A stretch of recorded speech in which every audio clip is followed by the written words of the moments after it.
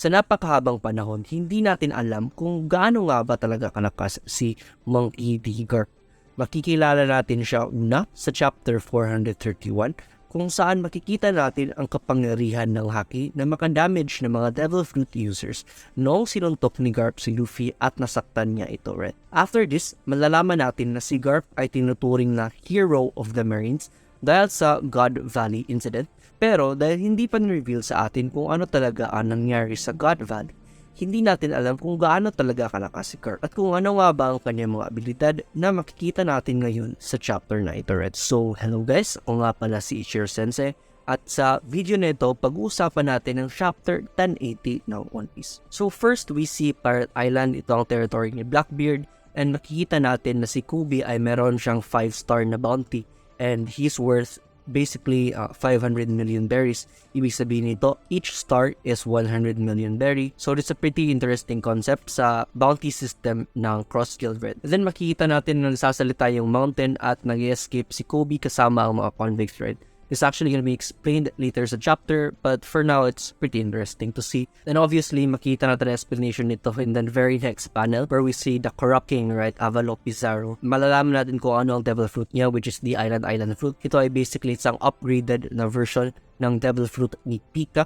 So it's very strong na devil fruit just based on its like potential, right? And makikita din natin na nandito si Shiryu at obviously si Shiryu has the clear fruit. So Shiryu is like an invisible man. Until ngayon hindi ko pa rin talaga alam kung bakit ang binigay ni Blackbeard na devil fruit ang Shiryu ay ang clear fruit, because being invisible for me is not very strong. So pero we'll see, right? Because obviously I think Shiryu is gonna be fighting with Zoro. And then makikita natin si Vasco Shot and malalaman natin na ang devil fruit niya is ang glug fruit, which basically makes him an alcohol man. Hindi ko sure if he's gonna be a Logia devil fruit user or he's part of Misha, but he can basically manipulate and create alcohol, right? And I think na si Vasco Shot is isang fishman, which means na if Vasco Shot is a fishman, he can probably use like fishman karate, which means na he's gonna be able to manipulate water well, which makes this devil fruit a very good fit for him, right? And then makikilala natin si Sun One Wolf, and he owns the giant fruit. Ibig sabihin nito, Sun One Wolf is basically a gigantification man. I think napakalakas ng devil fruit na ito, and I think he's gonna be bigger than all of the other giants in Elbaf, kasi if hindi siya ganun kalaki, then the devil fruit is pretty pointless, right? And then malalaman natin na Blackbeard wants to use Kobe as like a bargaining chip para ma-recognize ng world government ang pirate bilang isang official kingdom. So basically, Blackbeard wants to become king. I'm not sure if he's serious about this, but take note of the parallels between Blackbeard and Rox. Ang prime ni Rox is he wanted to become the king of the world, which is why he was eliminated or erased by the world government. So that's pretty interesting. Basically, ang mga miyembro ng Sword ay mga Marines na technically nag-quit na sila sa world government, which means na they can pick fights with one of the 4 emperors. Kasi kung iisipin nyo, ang main reason kung bakit tinitigilan ng world government ang mga miyembro ng mga Marines na atakihin ang mga miyembro ng Yonko is because there is a possibility of a war. Basically, if yung mga Marines natin aatakihin nila ang miyembro ng Yonko, the Yonko can retaliate. It may escalate into a full-blown war between the Marines and one of the Yonko, which is what happens in Marineford.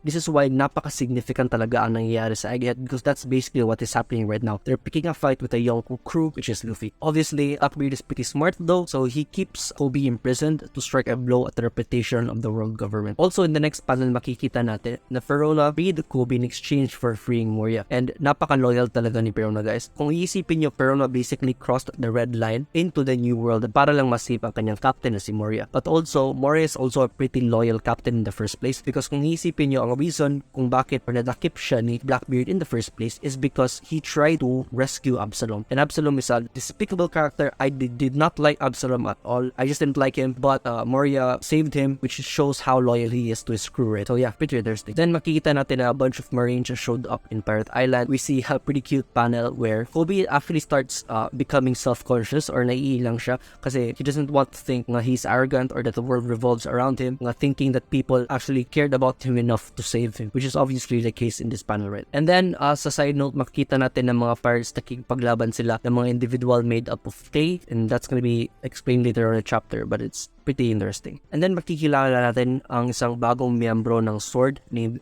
𝙲𝚘𝚙𝚒𝚑 is the granddaughter of Suru, and she has the whip fruit, which, and also obviously the stereotype of whips being used in One Piece, which means sadista siya, right? I don't really care about the stereotype, whatever. But yeah, I'm not sure if malakas ang kanyang devil fruit or not. Maybe he can turn buildings into whips if he's strong enough. We'll see, right? And then makikita natin ang isang tsunade. Her name is Hibari, and she has the ability to shoot GP flower bullets, and which turns the enemy's bullets or bullets from guns into flowers. Conflicted ako sa ability na ito. I'm not sure if malakas ang ability na ito or not, kasi devil fruit ability ba itong ability na to turn things into flowers. So we'll see. Then makikilala natin ang isang rear admiral.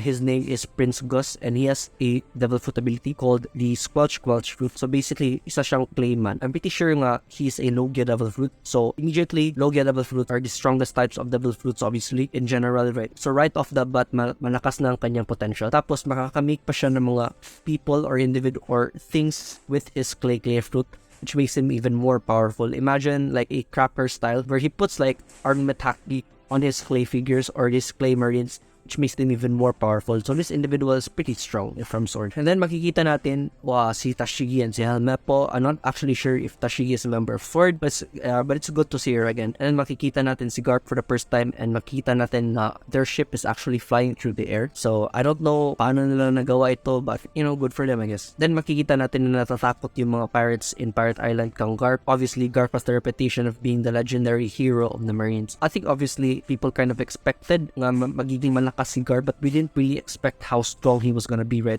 until this chapter, right? So makikita natin sa final panel na Garp actually has very high expectations of Kobe.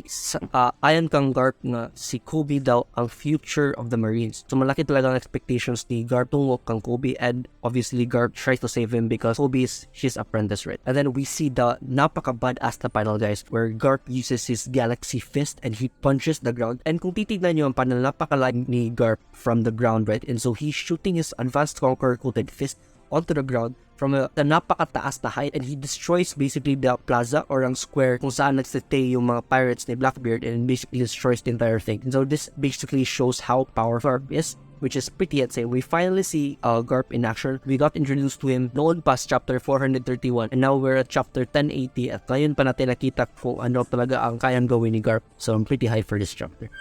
So yeah, that's the chapter, guys. I hope you liked it. Like and subscribe if gusto niyo pa makita ng mga ganitong videos, and I'll see you guys later.